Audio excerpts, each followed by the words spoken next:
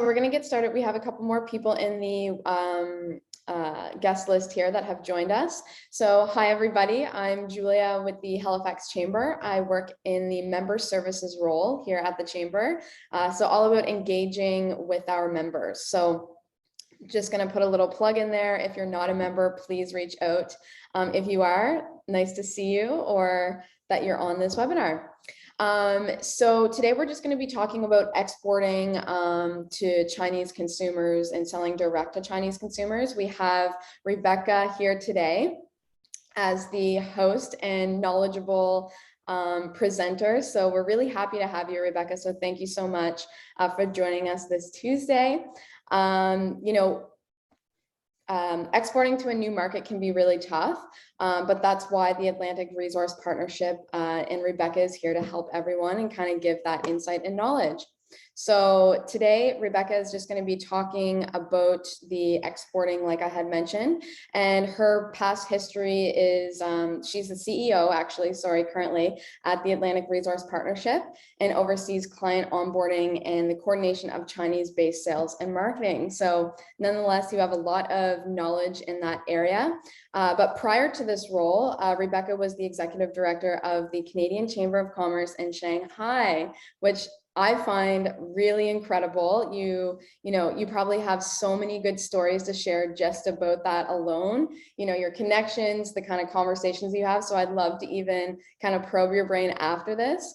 But you have, she has experience promoting trade and investment opportunities in Canada and China. So you guys are in great hands today with Rebecca. So thank you so much for joining us. I'm going to be listening intently because I don't know much about this topic, and I think it's always great to share knowledge with our members. So I know I'll be learning lots today.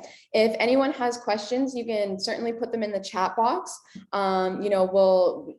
It's a more intimate group today, so Rebecca can answer throughout or just at the end. But if you have a question, please don't hesitate to put it in the chat box. All right, Rebecca, I'll let you take it from here. And you do have your presentation there, so thank you and good luck, and I hope everyone's comfortable with their coffee. I know I am, nice and warm in the office, so I'm excited. Thank you so much for the introduction, Julia. I really appreciate it, and I'm glad I could be with all of you this morning, although virtually. Yeah, feel free to ask any questions that you'd like. It is a lot of information. And it might be new for a lot of you. I guess I would normally start out an in-person presentation by asking how many of you actually export or have exported before anywhere else, even outside of Nova Scotia, but I can't see all of you. So I guess we'll just jump in. So this presentation is specifically about China because that's what the company's been dealing with now for over a decade. So I'll go into a little bit about why a company should consider China as an export market. So first, I'll just tell you a little bit about where Atlantic Resources Partnership comes from and why we have this model that we do, which I should add is an entirely unique model. I personally have never seen it. And that's why we have companies joining us that are trying to minimize risk and minimize cost, but also look at new opportunities outside of Canada. So our company used to be about investing into Canadian brands as a strategic partner, and then developing China for them as an export market. And we've been working with brands across Canada for about 10 years. We have offices in both Canada and China. But recently, in the past year or so, we realized that if we can actually work together with other producers, even if we don't, we're not partnered with them, we're a service provider for them, we can actually all benefit. We share costs, we share resources, and we can market a wider range of products all together under the Canada brand. So we actually opened up our entire infrastructure that we'd built already. And so that's what's led to this, what we call the Atlantic Resources Platform now.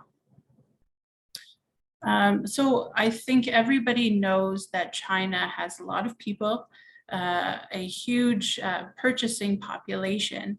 And so I don't want to dive too much into why China is a great opportunity. But it's not for everyone. It's not for every product type. But to give you some sort of overarching statistics about the country, the e-commerce specific marketplace is valued at over $2 trillion in annual transactions. Over 800 million Chinese consumers purchase consumable products online at least once per week. So Canada's culture is to still go to the stores for the most part to purchase, but the mindset in China is completely different.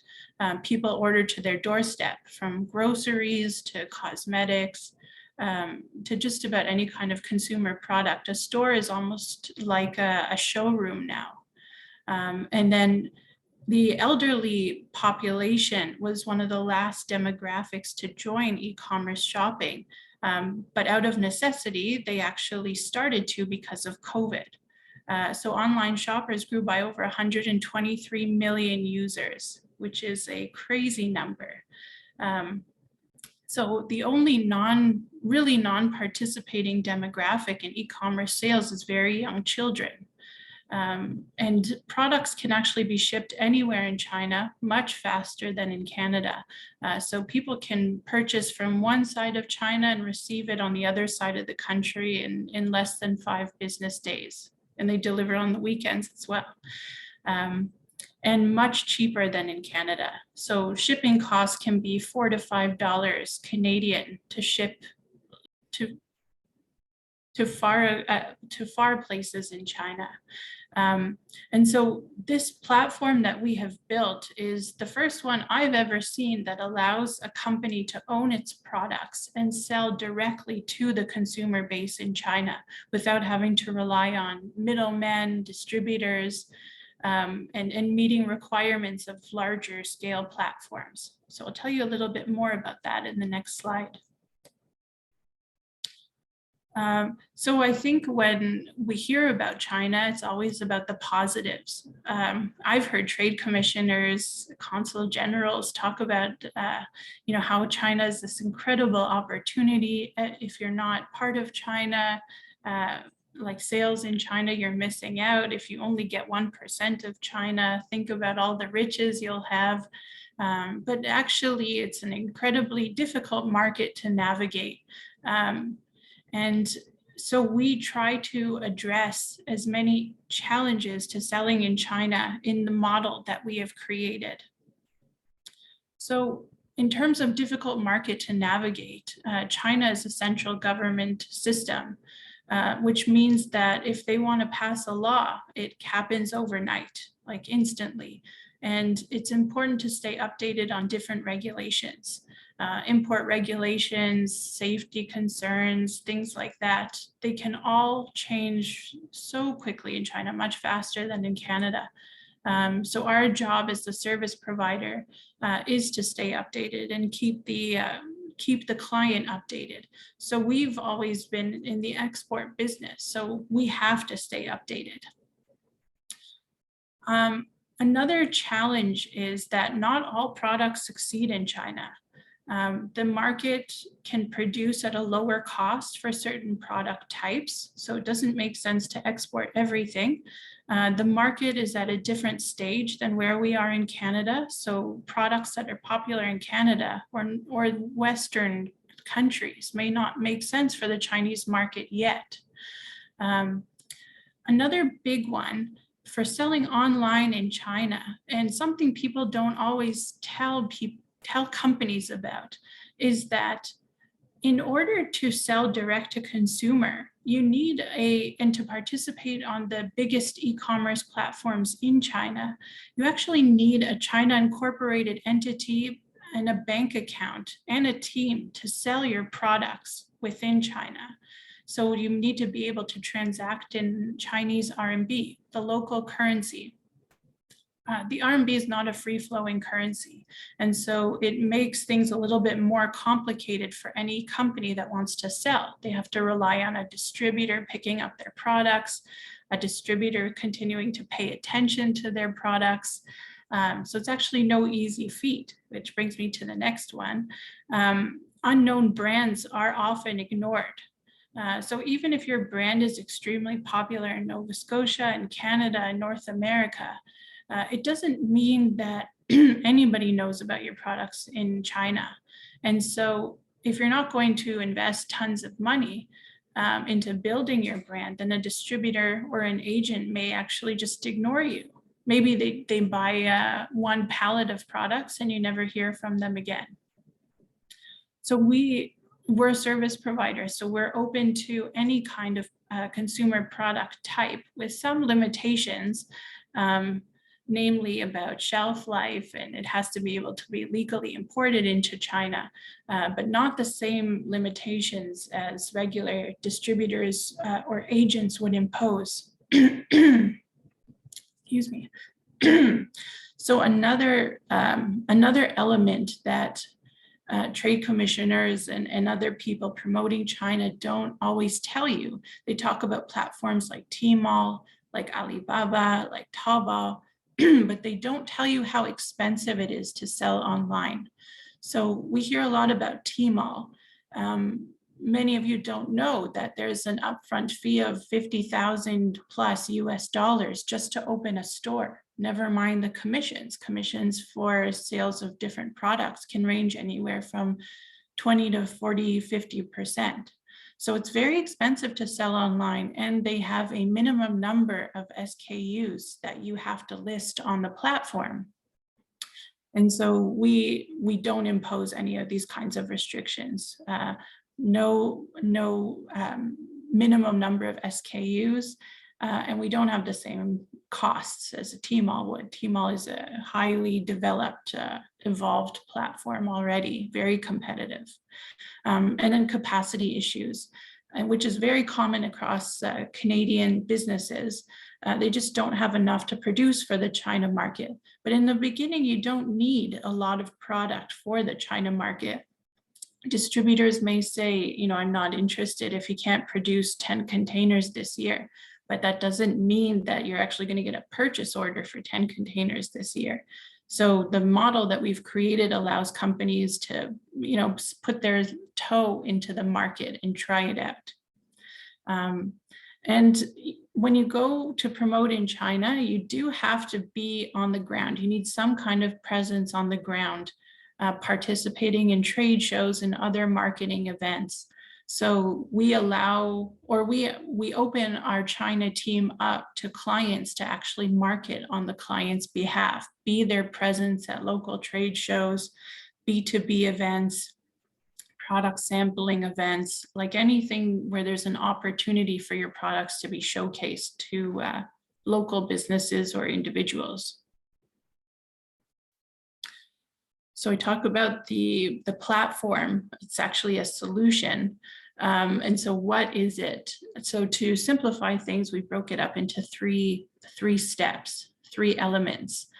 So logistics, where we help the local Canadian producer handle all logistics. We provide a platform for sales. And then knowing that a lot of Canadian businesses either have never exported before, they have exported a little bit, maybe not to China, maybe they are in China already, but they need a little push. We are there to actually help with a wide range of services when it comes to marketing and consulting. So setting up pricing, setting up your social media in China, things like that. So I'll show you more of the services later on, but the idea is that the support services supplement the actual infrastructure of the platform.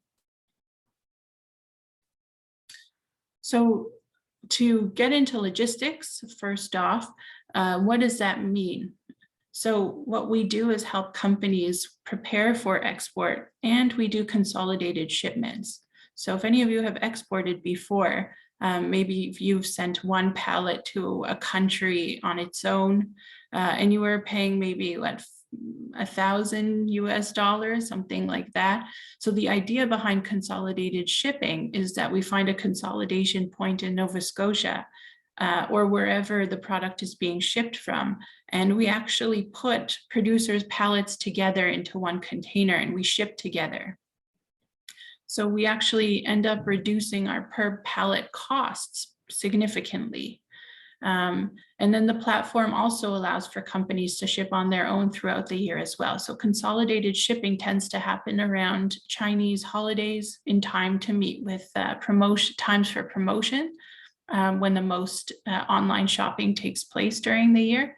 But we have clients that want to ship on their own by air, ship with a freight forwarder, and that's completely fine. And the reason for that is because we actually handle import and customs clearance as well. So we actually go to pick up the pallet or we pick up the container and we clear customs on it. So we go through that whole process. And then once everything is cleared or not cleared, we actually have our warehouses where your products would be stored. So we have our bonded warehouse and our inland warehouse.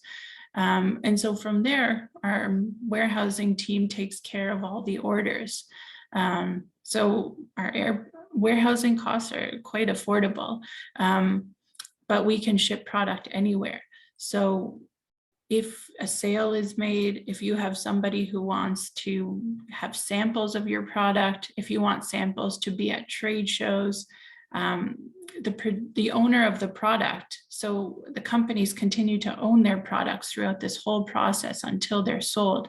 So the owner of the product can help actually instruct the warehouse on where they would like product to go, to be allocated, which is a very unique model. So instead of sending samples every time there's a trade show in China, which costs $400 a pop, you send from the warehouse to the exhibition center and you're paying maybe 20 RMB, $4. It's a significant savings. I mean, that's what we do when we go to trade shows as well. And so one of the most interesting parts of this puzzle, because we are able to receive payments in Chinese RMB in China, we have a mechanism that allows us to remit your payment or the company's payment selling the products or owning the products in China back to Canada. So there's no need for our client to have an incorporated entity in China or a bank account. We offer this infrastructure to be used by them as a service.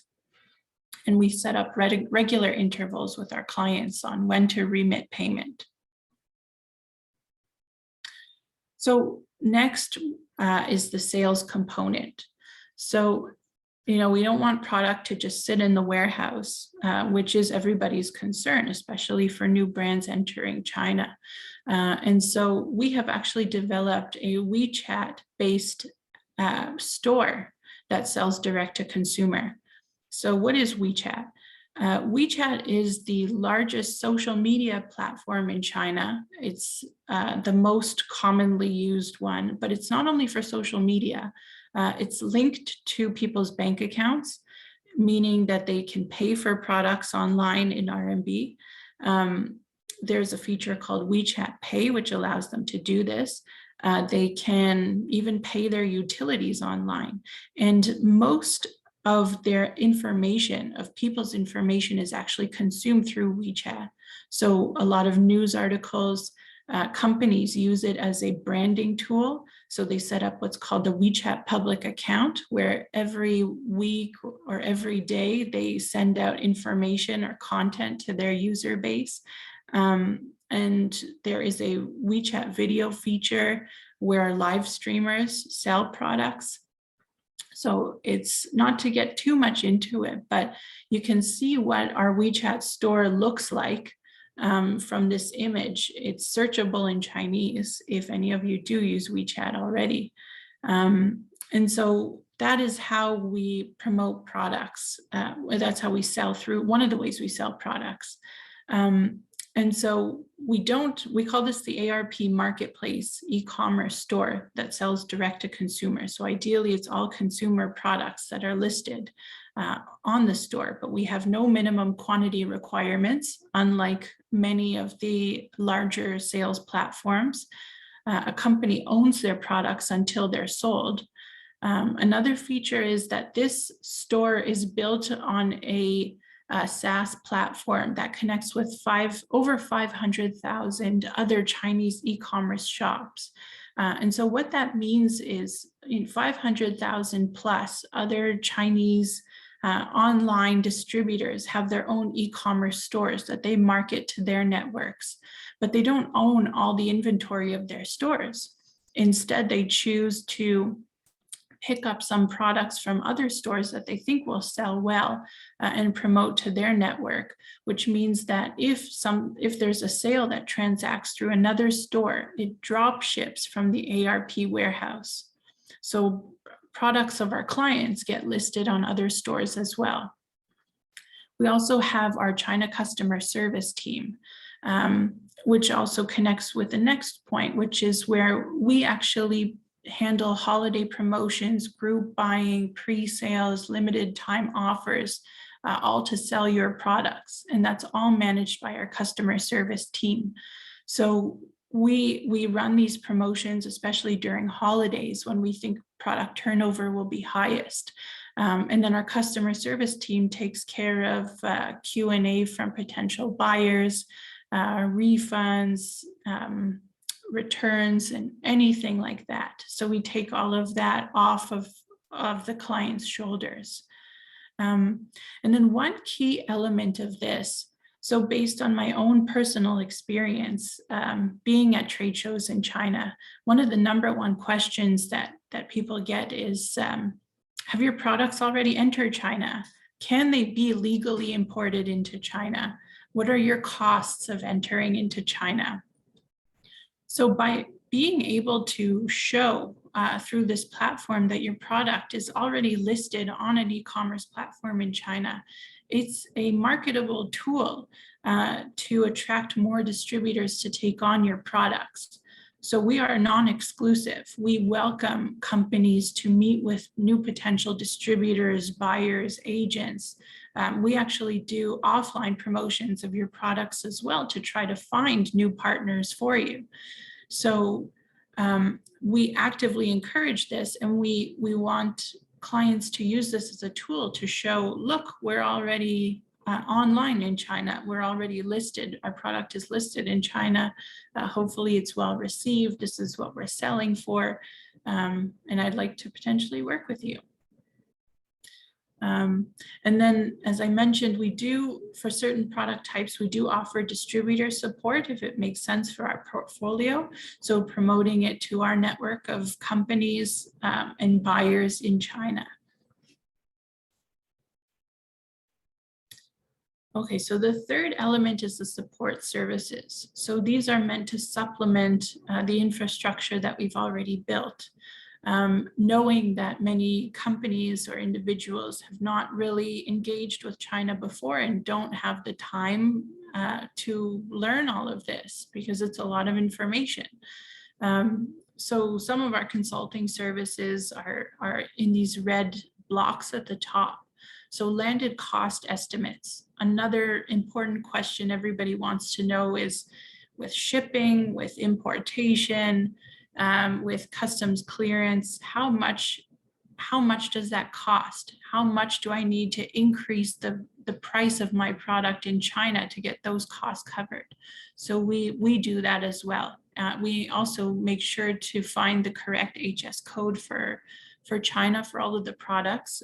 HS codes in China are often a little bit different from the global system in that they add extra numbers onto the end to distinguish a little bit more among product types. And then knowing landed costs, we help to create a pricing strategy for companies, which is not easy to do. There are so many layers of distribution. You need to know how much to add on for each layer on top of the landed costs, your promotional price, your retail price, all of that. So trademark registration is very important. There's a name for the individuals who love to register people's trademarks called trademark squatters. Oftentimes they'll pick up a ton of, trademarks from overseas or brand names from overseas, and then they'll go register hundreds at a time in China. There's no mechanism to stop that, with the reason being they want you to spend a lot of money in order to get your trademark back. So ideally, we register trademarks up front and copyrights up front as well, so that a company legally owns its brand and can actually, in case a brand gets stolen, we have a mechanism to fight against that. So Chinese brand name development is a big one, another big one, because Chinese name is always very important. It should convey a kind of meaning about what the product is or what the product line is or the mission behind the company. So instead of just doing a transliterated version of a Chinese brand name, we develop a brand name which encompasses what the brand is all about in Chinese. And then that's also used as part of your trademark registration. Import documentation and regulatory requirements. So with China's central government being what it is, things change very quickly and documentation requirements change as well. So there's a huge benefit to ARP acting as the importer as well, which is that we are always on top of what documents are required on the Canadian side for legal import into China on the Chinese side. So we make sure before products leave Canada that Canadian companies are able to get the documentation that they need for safe import into China. Competitive analysis reports. It's quite standard. Before companies even want to go to China, sometimes they ask us, well, does my product even make sense? Can my price point even fit that market? And so we actually do the research for you. And then translation support and more. We have a whole menu of services which can be actually purchased a la carte, knowing that companies don't want to spend too much up front and they just want to sort of try things out. And companies are at different stages of their export to China experience. So marketing and branding. China is a highly competitive market, much more so than anything you'll find in Canada. And so it's important that a marketing and branding strategy is strong for that market in order to get your brand known. So we offer a lot of different services to help with that. Marketing material design and print. So what you've designed for the Canadian market may not make sense for the Chinese market. So we have to look at localized marketing and branding. Chinese social media management, Facebook, Instagram, they're all blocked. YouTube is blocked as well. China has its own set of social media platforms. WeChat is really number one, but a lot of other ones. So really trying to figure out how to use the social media that you've created in Canada to be translated or localized for China, and then actually managing, we help to manage a Chinese social media account for you. Trade show representation and B2B event representation. So knowing that, especially during COVID, and we did this most recently for Nova Scotia at FHC at the end of 2021, having products in China at a trade show when you can't actually travel to China or you don't want to spend the money to go to China. So we take the time to learn about the products, and then we actually promote them at trade shows or B2B events, which are matchmaking events essentially. So we speak about your products, we do product sampling, and we try to get sales and generate leads. And lead generation is always something that we're working on behalf of clients.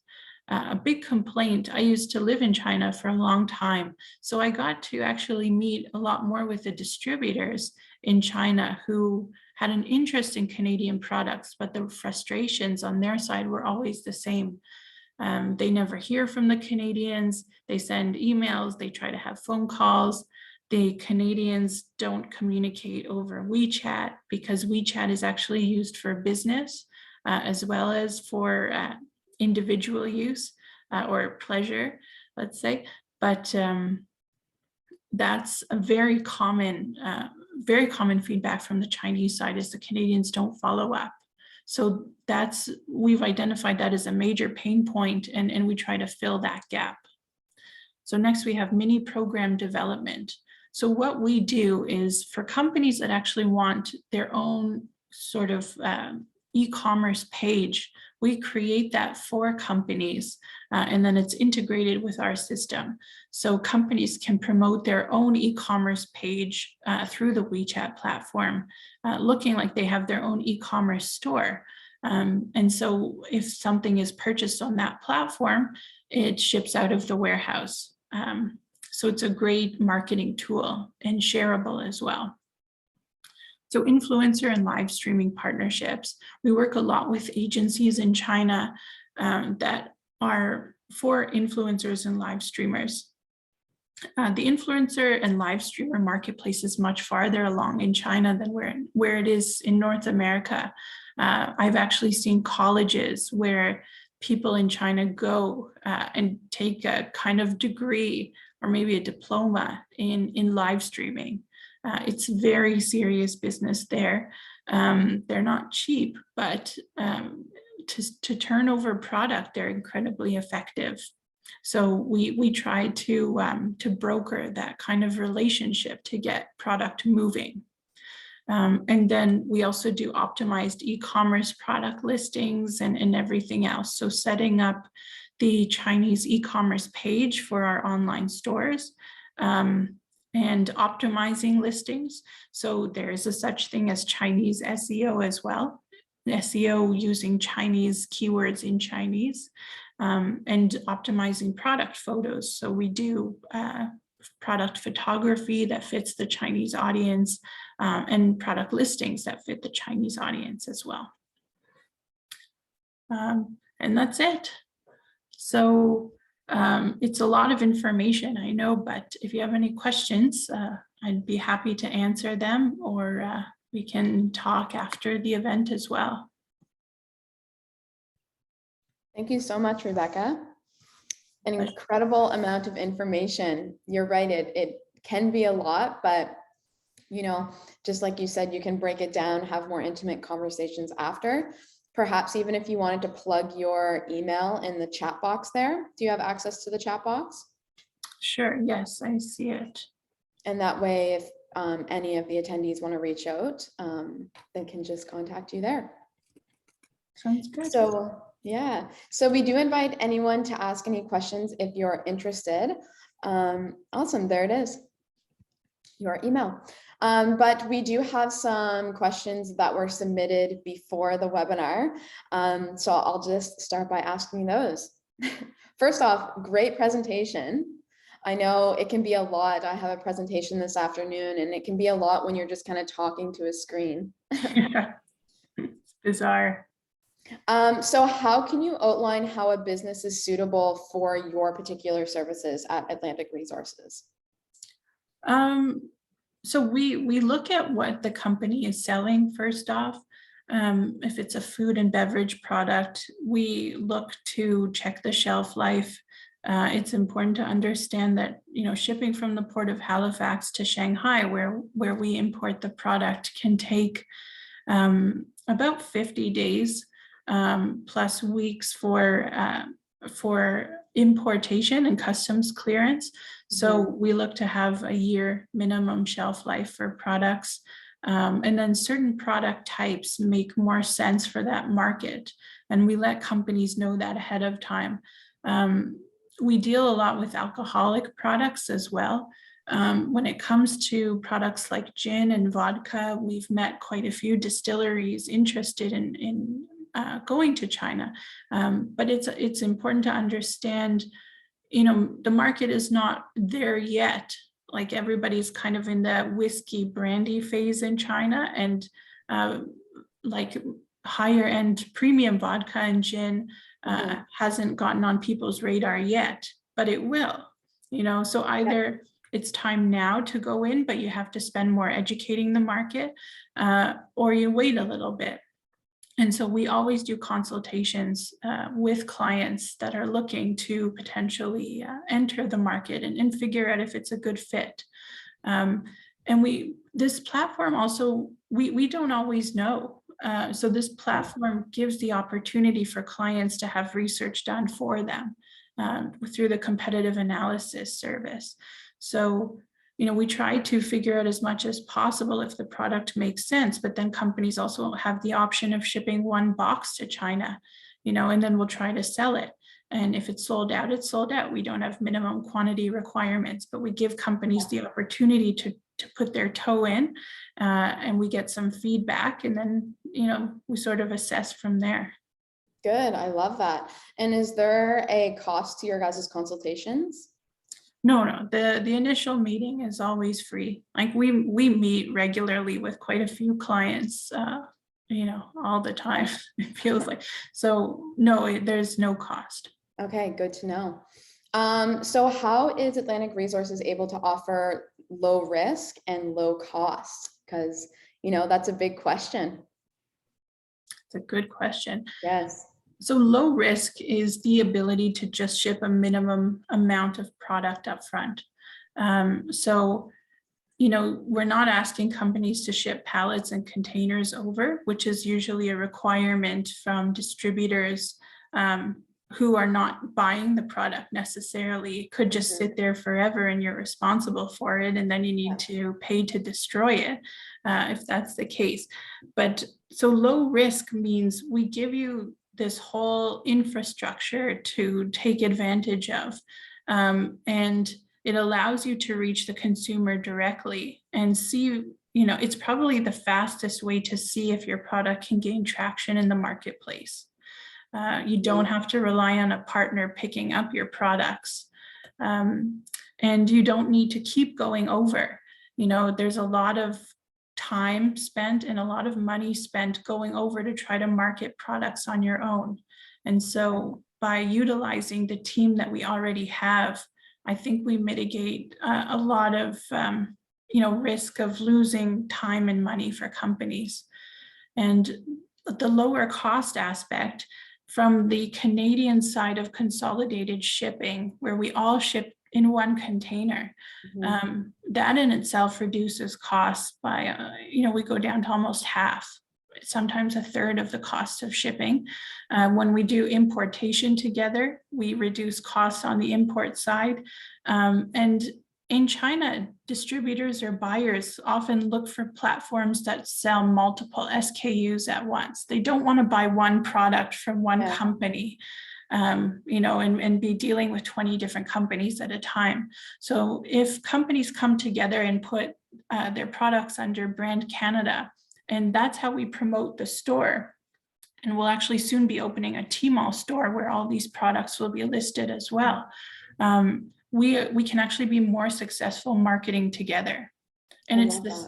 And we do the same for trade shows, for matchmaking events. We bring the whole product line with us. We meet with multiple distributors. And so we're, already companies aren't paying the time and the cost of going over to market their products. They don't, there's also such a gap in understanding, how to market your Canadian product to a Chinese audience, so we are able to bridge that gap. That mitigates cost and risk and lowers cost as well, because that's a lot of wasted time, marketing your wine as being that it pairs very well with cheese, when much of China doesn't consume dairy regularly, or not knowing when a product is consumed in China, if you're not selling to the right channel, then you're just wasting your time. It's because you don't understand the application in another country. Yeah. So in a nutshell. That's an amazing answer. Incredibly insightful. I feel like I need to just start a business and start exporting now. Why not? And now I have you to connect with. Sounds good. Amazing. So do I need to change my produce to guarantee it sells in China? Your produce is in fresh product, or? like your product in general? It says produce. So yeah, the question says produce. I'll Does that answer make both. sense? A little bit. Produce, so fresh product is a conversation that we need to have. Not all fresh product can be imported into China legally from Canada. Each country has its own sort of trade agreement with China, which outlines what product types are allowed for import from that country. So not all fresh product can go from Canada to China, but there is a huge market for imported fresh product in China. So yes, I would say for fresh product, there's no big need to change the produce, maybe packaging a little bit. But when it comes to product, like value-added products, the changing of the packaging is paramount. Okay. But it's not a necessity. So that comes up in the initial consultation. And I can give you an example. So we have a client that's selling a fantastic supplement product. They have three supplements that they want to market to China. They're fantastic products, but they come in paper baggies, sachets. Okay. And so the pricing is excellent for the Chinese market. The product makes sense for the Chinese market. But the feedback that we're getting is that the packaging doesn't imply that the product is high quality.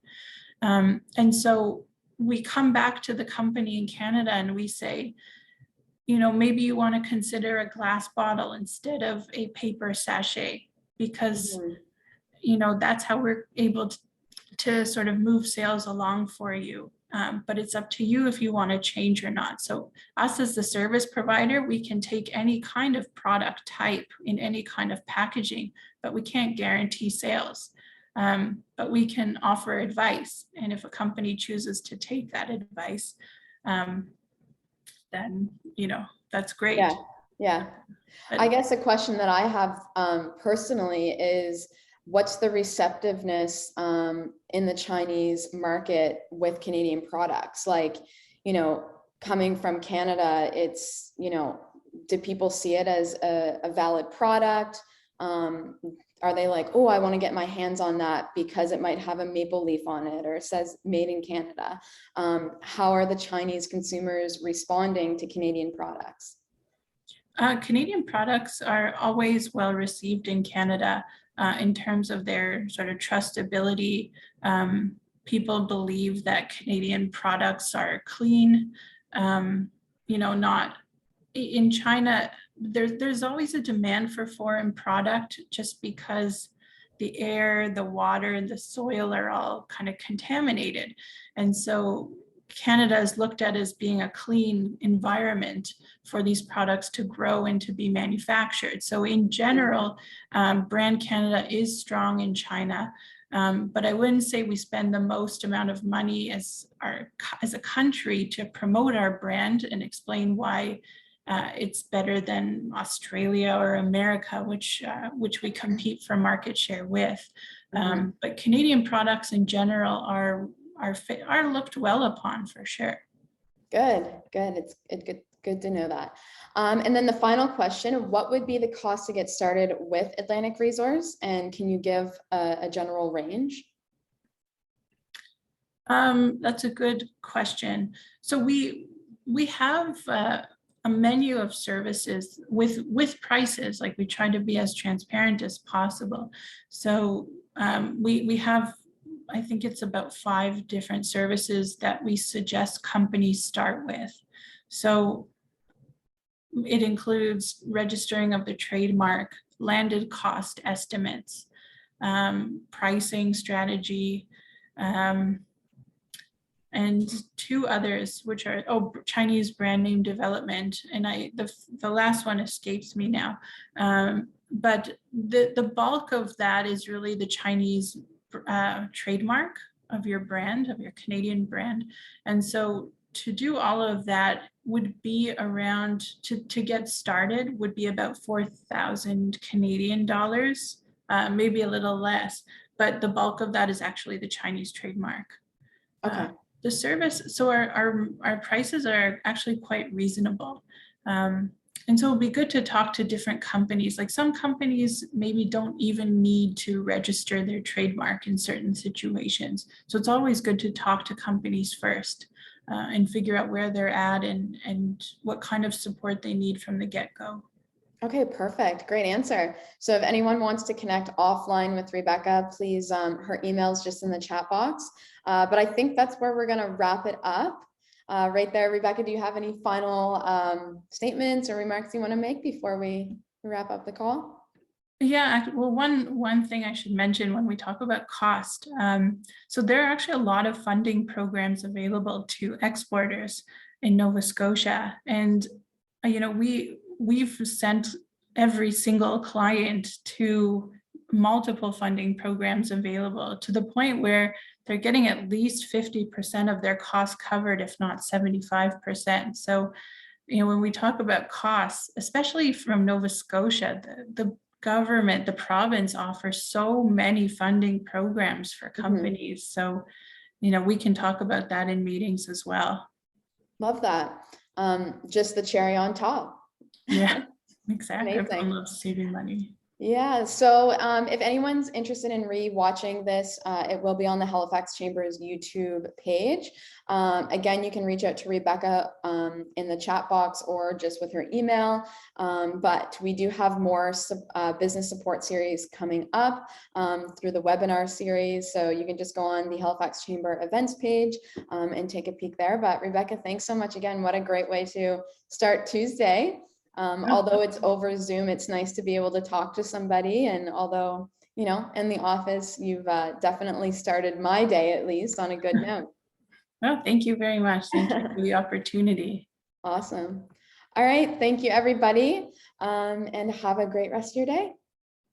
Great.